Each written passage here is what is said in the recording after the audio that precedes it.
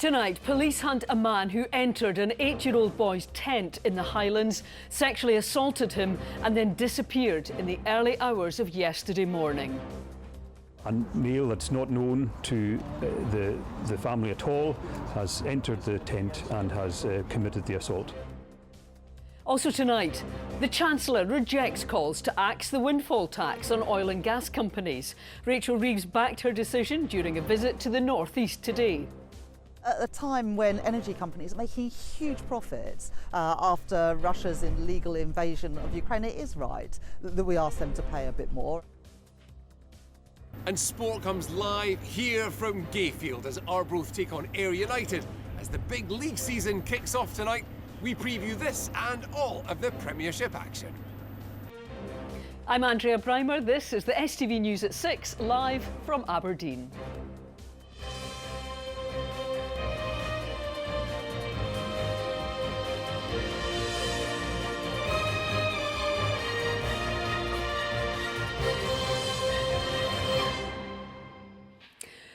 Good evening. Police are hunting a man after an 8-year-old boy was sexually assaulted at a campsite in the Highlands in the early hours of yesterday morning. Today they've revealed that the father of the boy saw the perpetrator moments after the incident.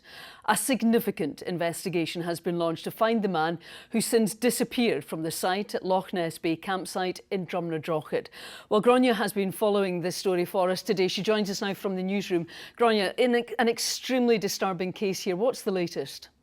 Well, the assault took place in the early hours of Thursday morning when this young boy and his family were staying at the Loch Ness Bay campsite in Drumnadrochit. Just before 1 a.m, a stranger to the family entered the 8-year-old boy's tent while he was sleeping and sexually assaulted him. Now, the boy's parents were in the next tent and his father overheard the incident. When he came out, he noticed the man leaving. Detectives say the suspect spoke to the boy's father, who had asked him what he was doing before he walked off. Now, a significant investigation has been launched to trace the perpetrator, with police saying the assault has left the child traumatised and upset. Between 10 and 12 detective officers working on the inquiry. We've got a detective inspector leading the inquiry. We've got specialist officers working, child protection trained officers working with the family, and we've got liaison officers working with, engaging with the family as well to support them through this situation. Gráinne, have the police got a description of the man? Well, they've described the suspect as a white man aged between 35 and 50 years old, around 5'10" tall and bald. They say they're reviewing all forms of available CCTV and dashcam footage, as well as conducting house-to-house inquiries. At this time, it is not known if the man was staying at the campsite. Now, locals living in what is a very small village say they're shocked to hear this has happened in what is usually a very safe place. Police say they are treating this as a priority and have dedicated resources to find the suspect and bring them to justice. They're urging anyone with any information or who was in the area at that time to come forward. Thank you, Gráinne. The Chancellor has rejected calls to axe the windfall tax on oil and gas firms ahead of the 2030 deadline. On a visit to Moray and Aberdeenshire today, Rachel Reeves has backed her decision to extend the tax on energy firms. It comes as industry, business groups, unions and opposition politicians have called on the UK government to ditch the energy profits levy ahead of what is a current sunset clause in 5 years' time. Stephen Brown has more.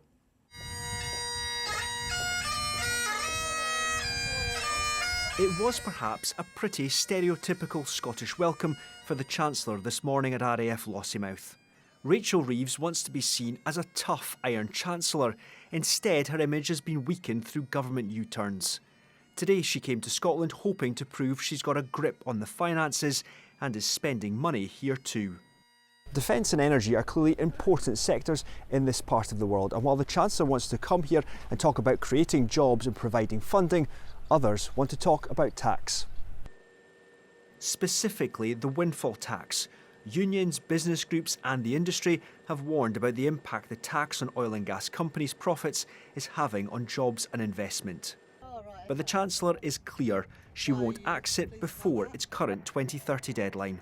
The windfall tax, the energy profits levy, is bringing in billions of pounds that goes directly to fund public services. I've made my decision to introduce and to extend the energy profits levy. If other political parties want to cut taxes on the profits that energy companies make, because these are taxes on profits, then they have to explain where the money's going to come from, or they'll have to explain which public services, the NHS, our schools, that they would cut. But business groups have warned a delay to dropping the policy could see thousands of more jobs lost. Words from the Prime Minister or the Chancellor will not deliver oil and gas for decades to come. They need to see action. We need to see the energy profits levy removed now so that we can see continued investment in our oil and gas sector. Otherwise, we're going to see production halve within 5 years, and it's going to have a catastrophic impact on jobs. You know, there was a warning before the election that potentially 100,000 jobs were being put at risk by the proposed policies of Labour. Well, they have followed through on those policies. We've already seen 10,000 jobs go. We meet with our workers in oil and gas, and they are worried.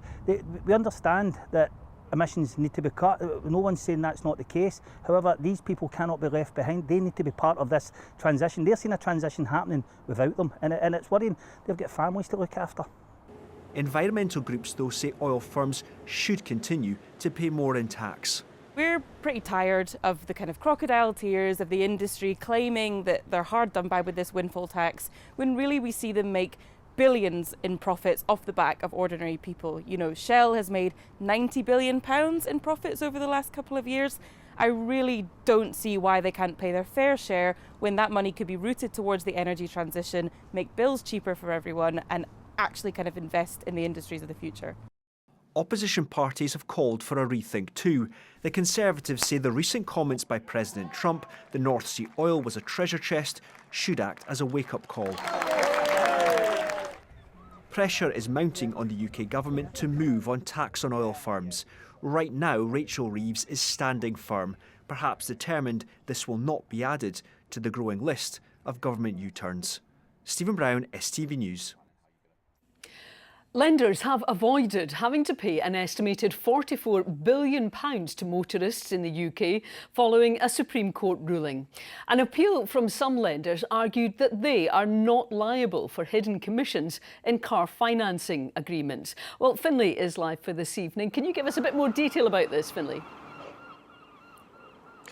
Well, Andrea, what we know nowadays is that most cars are bought on finance agreements, so around 90% of new ones, and certainly the vast majority of second-hand ones too. Essentially, this case was about honesty and transparency throughout that progress. So last year, the Court of Appeal said it was illegal for car dealers to take commission from lenders without the consent or knowledge of buyers. Industry challenged that, and today the UK's highest court overturned it. So no doubt lenders are going to be breathing a sigh of relief.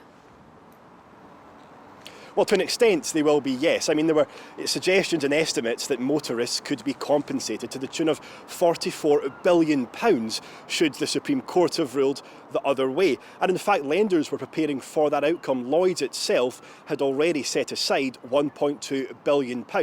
And there were murmurings that the Treasury would intervene, but tonight it said that it's already working to reform the system. And Finlay, this isn't quite the end of the story yet, is it?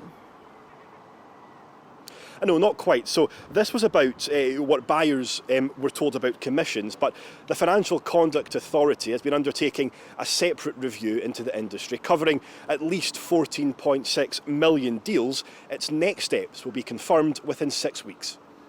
Finlay, many thanks for that. In other news, Alexander Dennis has put one of its 2 factory sites in Falkirk up for sale. In June, the bus manufacturer first threatened to end its operations in Scotland by closing its sites in Larbert and Falkirk amid plans to centralise its operations in North Yorkshire. It comes despite the historic Scottish bus firm entering into talks to try and save the 400 jobs that are on the line.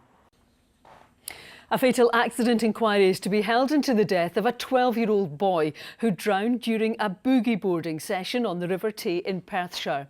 Caden Walker had travelled from Glasgow on a group day trip in July 2019. The activity company, Outdoor Pursuit Scotland, was previously fined £10,000 for a health and safety breach. The Procurator Fiscal says its evidence will consider the current regulation of canyoning and riverboarding. There are fears that proposed cuts to Fife's fire service could increase response times and the risks to the community. The Fire Brigades Union is encouraging locals to take part in a public consultation to oppose the plans as the service reviews its operations. The Scottish Fire and Rescue Service says it has more resources in Fife than needed compared to other similar areas in Scotland. The community needs to know that when they go to bed of an evening that there is a fully equipped, fully staffed, fully trained fire service here that can be with you if you need them and timeously. Clearly, if we have less of them, there's less chance that that will happen. Now, it's a global competition featuring thousands of athletes from their mid-20s right up to 100 years old. A team of Dundee swimmers are preparing to jet off to Singapore for the World Aquatic Masters Championships. Callum Clark has been along to meet them. Right guys, no Wednesday warm-up, let's get cracking. Right, got 15 minutes left, let's go. Getting in one of their final sessions before they look to make a splash in Singapore. It's kind of surreal, to be honest. Yeah, it's almost a bucket list type of thing. Started racing when I was 8 years old. I turned 60 this year. It's a long time in the pool. None of us have been to Singapore before, so you know that's a first in itself for us all. Jane, Deleth and Stuart are among a team of 5 Dundee swimmers set to represent Team GB at the World Aquatics Masters Championships, a competition which features around 6,000 athletes across 5 different sports. Guiding them on their journey is their coach and fellow swimmer. On the one hand, it's really exciting. It's going to be an amazing experience. As the squad coach, there's a certain amount of nerves making sure we get them all right for it. But no, it's going to be an amazing opportunity to go and race the same place the elites are racing right now. A sensational swim. Leon Marchand, new superstar. Those elites include multi-world record holder Leon Marchand. An opportunity to swim in the same pool, too good to turn down. It does give it that air of grandiose that we wouldn't normally experience. We're going to have fun regardless, you know. We're up for it and looking forward to having a good time as well as competing. The Masters Championships is largely made up of athletes who fit their training around full-time jobs or are retired. You have to be 25 or older to compete. Last year, Taghi Askari from Iran made headlines around the world, competing in diving at the age of 100. I think that's one of the big attractions for me is the taking part and being part of something big. You know, it's despite the fact that we're getting older, we can still deliver and participate. You know, and be part of that. The whole atmosphere. It's a great experience. I think the most important thing is to go out and have fun, but it would be a bonus if we do a good time, our personal best time, and obviously if one of us came home with a medal, that would be absolutely amazing. The team of Dundee swimmers will begin to fly out to Singapore this weekend before competition begins next week. Callum Clark, STV News.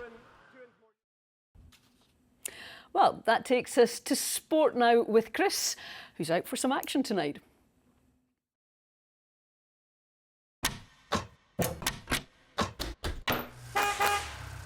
STV Sport, sponsored by the C.R. Smith Summer Sale. I am indeed out for some action tonight. Thank you, Andrea. Good evening, everyone. Now, Aberdeen manager Jimmy Tillene says his team is ready to face Hearts on Monday, but he still hopes to strengthen his squad in the coming weeks. Well, tonight the club confirmed the departure of cult hero Papi Habib Gueye to Turkey for a fee of around €1 million, with other players expected to depart in the course of the transfer window. Attention now turning to new faces to replace those going out the door. Ahead of the trip to Hearts, only defenders Christos Tobers and Emmanuel Gamfi are missing through injury. I know with this situation always it's difficult to say something about that because it's an open window and you are not alone in the market. So we have some things we're working on, but I can't tell more than that right now. Yeah, I just loved it so much here. Obviously got a good run of games towards the end of the season, finished on a high, and I feel like I just wanted more momentum. Obviously I'm familiar with the boys, the staff, the city, so yeah, just when I found out that I had the opportunity, it was a no-brainer to come back. Now, Dundee United manager Jim Goodwin was critical of his team's display, but delighted with the result as they knocked out Luxembourg's Una Strassen to progress to the next round of the Europa Conference League qualifiers. Well, backed by a big travelling support, the Terrors scored through defender Yuri Jovu to settle the nerves and finish with the tie with a 2-0 aggregate score, winning their first Euro match since 1997. Well, United will now face Austrians SK Rapid Vienna with the first leg in the Austrian capital on Thursday next week. And ahead of that not inconsequential task, the league opener away to newly promoted Falkirk on Sunday. So there's elements there defensively and offensively that we know we have to do better. We're not trying to pull the wool over anyone's eyes here.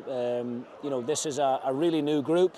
We have to learn quickly from the mistakes that we're making, and we have to get better. It's as simple as that. The back three and the goalkeeper again were excellent. They've played right through pre-season now and haven't conceded a goal when the four of them have played, which is important. But we know we have to do better in possession. That's the bottom line. I think against better teams, if you turn over possession as cheaply as what we did, you'll get punished. And that's against Falkirk on Sunday and against Rapid Vienna next week. Now, Dundee will be hoping Hibs are exhausted after their midweek European disappointment last night. More of that in a moment. But Dee's manager Stephen Presley still counselling against high expectations at this early stage of the season. Well, Dundee may be without skipper Simon Murray, but defender Ryan Astley says they are ready to go at Dens on Sunday. Every week's an opportunity. But as I've said, I'm realistic on the whole situation. We're not going to get anywhere near where we need to be short term. It's going to take time. It's going to take a real resilience from us and real work ethic to get there. But every day on the training ground, every game, we hope we can see elements of improvement. And certainly come Sunday, we hope that we're another step forward from the Montrose game. 100%, yeah. We're going for Sunday where we want maximum points. We know as a team we've got to do everything right. It's going to be a tough game, we know that. But as a team, we feel like we can easily do that, yeah. Now, Hibs defender Warren O'Hora insists the squad have no time to feel sorry for themselves after last night's last-gasp European defeat, as David Gray's men begin their Premiership campaign away to Dundee. While new Hearts boss Derek McInnes says they've a lot to prove after last season's underachievement, starting against Aberdeen on Monday. Here's Jamie Borthwick. Breathtaking, heartbreaking. Hibs matched Mishland until the final minute of extra time before this stunning finish knocked them out of the Europa League. We have no time to let our heads hang. We went toe-to-toe, 200 odd minutes with a team of very, very high level. So I don't think we have anything to be ashamed of, and we have a lot of positives to take into Sunday. Scotland defender Grant Hanley watched from the Easter Road stands last night. David Gray wouldn't be drawn on the potential signing of Hanley, instead focusing on picking his shattered players up for Sunday's Premiership opener at Dens Park. It's difficult to just switch off and then just like, oh sorry, we'll just move on to the next one. So our job is to make sure we get around them, we rest, make sure the recovery's there, and the attention very quickly changes towards Dundee. The domestic stuff and how well we done last season, European is a reward. European ties is a reward for how well we've done. So we need to make sure we start the season well. The summer of change at Tynecastle's seen a new management team appointed and 7 new recruits arrive, with more set to follow. We'd like to think that we can be searching and striving for European football and amongst those places, and try to get to Hampden and be 90 minutes away from lifting silverware. Beyond that, going forward, hopefully we can exceed those expectations, but for now we're not going to shout our mouths off, we're going to do this and we're going to do that. When the back of last season we never reached a final and we were in the bottom 6. Hearts kick off at home to Aberdeen on Monday night, and after a goal-laden League Cup group stage, maintaining their newfound intensity under the new regime is the aim. With the manager how he is and the coaching staff how they've been, there's no getting away from that in any game that we've played so far, so we can't be relaxed. We know the pressure on us. Expectation is sky high at both Edinburgh clubs heading into the new campaign. Jamie Borthwick, STV Sport. Has that whetted your appetite? Scottish football, there's nothing like it, and it all starts here tonight. Arbroath and Ayr United kicking off the league season here at Gayfield in just over an hour's time. Well, the Smokies are back in the big time after promotion from League One last season and will be desperate to hit the ground running this evening. Earlier, I spoke to their co-manager David Gold and CEO Paul Reid. Well, I'm delighted I'm joined now by David Gold, co-manager of Arbroath, and CEO Paul Reid. Paul, brilliant to be back in the big time here in the Championship. A lot of hard work over the summer to get to this point. Yeah, I think obviously bouncing back at the first time asking was something that's really hard to do. I think Dunfermline and Falkirk have been teams that really struggled to get out of League One. The guy to my left here and Colin Hamilton took the reins early on last season, and we just started to climb the league, and we're back here on a Friday night on TV. It's what you want to do as any part of a football club, and we've made it back, and we're just really looking forward to get going. David, this club famously punches above its weight. You'll be the underdogs in almost every game this season, but this is a game you're looking to win.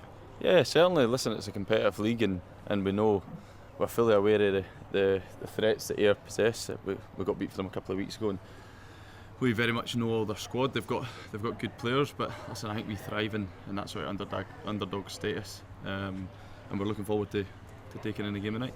Very best of luck, guys. Thank you so much. Thanks very much.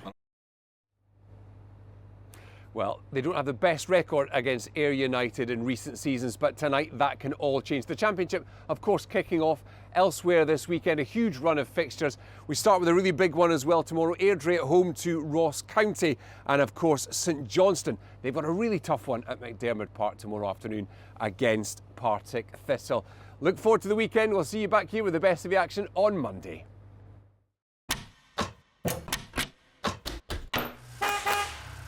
STV Sport, sponsored by the C.R. Smith Summer Sale. Now, one of the hottest tickets at the Edinburgh International Festival is for a new play, Make It Happen, which sees award-winning actor Brian Cox return to the Scottish stage for the first time in a decade. The satire charts the rise and fall of RBS and the global financial crisis of 2008. Well, Emma Cameron met the cast during previews in Dundee for tonight's What's on Scotland. Your book, The Wealth of Nations. I have a copy. The first edition. We keep it here. Oh my goodness! It's a seminal text. It's my Bible. Welcome home. How does it feel to be back in Dundee? I have to say, this company that I'm working with, the company that Andrew's put together for the show, are just incredible. I have such respect for these actors, and it just reminds me again how great the talent is in Scotland, and how we don't get our just deserts. Quite frankly, we don't get acknowledged for what we can do. Make it happen. Tell us what it's all about. The centres around the 2008 banking crisis, financial crash, and specifically the role that Royal Bank of Scotland played within that. In our story, we also bring in a character from centuries ago, Adam Smith, and imagine in our world that James Graham's created, what might happen if Adam Smith suddenly arrived around 2008 and realised how we'd misquoted his sense of what he meant by the word capitalism. The way that this play's been done makes it accessible for an audience that maybe don't know the ins and outs of it. Oh no, totally. Everyone I speak to, and I certainly when I read the script first time, you come out of it feeling like you have a grasp of why this financial crisis happened without sitting and reading a book on the theory of economics. And what's it been like working with such talent? It's an amazing room to have been in, and sometimes you're just sitting watching an acting masterclass, or a company really bond as an ensemble to tell this story, and sometimes I sit and just watch in awe. And you're of course taking this play to Edinburgh, which is a whole other beast, the Edinburgh International Festival. Yeah. The last time I did the Edinburgh Festival was in 1969, would you believe? So I haven't done the Edinburgh Festival for a long time. You looking forward to it? Yeah, because I think this is a great piece of work. I think this is a unique piece of work. And it's world class. James Graham has written an amazing piece of play, and the audiences are just, they love it. And they're surprised because they don't know what to expect, and they get what they don't expect either. Well, it's all happening in Edinburgh this weekend, so that's where we've sent Sean. Good evening to you. You're there for the opening of the festival. How's it all looking? Well, it's dry here just now and the weather's nice and quiet. Of course, for 3 weeks Edinburgh will be alive as the Fringe Festival kicks in. But the weather quiet just now, but that is all about to change. If you've been watching my forecast the last couple of days, I've been talking about potential of a storm on the way. It has now been named Storm Floris. Now, we've got Belladrum on this weekend as well, but the good news is, well, the storm's not coming until next week. The weather's actually going to be quite quiet this weekend. Warm, sunny for most of us during tomorrow, and just a few showers around on Sunday. We've also got lots of Highland games on this weekend as well. But, as I say, quiet just now, but Storm Floris coming on Monday and Tuesday could give us gusts of wind, wait for this, August, up to 80 miles per hour. So the possibility of damaging gusts of wind on the way. Let's have a look at the forecast. Outbreaks of ancient sites will gradually settle into an evening pizza plates al fresco. TUI sponsors STV Weather. Well, we'll get to the storm details in a wee second. Pretty quiet out there just now. It's going to be like that through much of the weekend, and we've got a beautiful day to come tomorrow in the east of the country. We're going to see some of the best weather and the highest temperatures. But overnight tonight, largely dry, any showers clearing away. Bit of a nip in the air though, temperatures a little bit fresher. I've had so many of you messaging recently just saying it's too humid, it's too muggy. When's it going to get fresher? Well, tonight will be quite a bit cooler. Tomorrow we've got lots of sunshine to come. We're going to see long spells of blue skies, especially during the afternoon. And our top temperatures tomorrow, wait for this, 22 or 23 degrees Celsius tomorrow. We've got the Perth show tomorrow as well, so it is going to be beautiful out there tomorrow. Remember to wear your suntan lotion. That UV is still very, very high, so the weather remaining quiet. Now, we will see some rain coming through late on Sunday night for us. It doesn't get to us until late on through the night, clearing away into Sunday, back to sunshine and a few scattered showers. Still quiet. That's all about to change though by the time we get to Monday. We've got Storm Floris coming in. You can see here that low pressure system. At the moment, this is the track we're expecting across the Hebrides, the North Highlands, and then out into the North Sea. Now, because of the way that is tracking its way eastwards across the country, I think we will get some funneling of those winds coming through the lights of the Central Belt and rushing out over the Firth of Forth and over the Firth of Tay. So we could get some strong gusts. I expect for us, we'll see gusts of wind 40, 50, maybe even 60 miles per hour at times. Possibility of 70 or 80 miles per hour in the more exposed parts of the north of the country. So, of course, right in the middle of the holidays, there is the possibility of disruption, ferry travel disruption, the risk of rail disruption from falling trees. Bye-bye.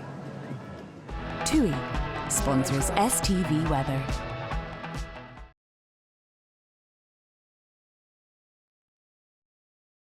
And that's where we'll have to leave it for tonight. From everyone here, good night.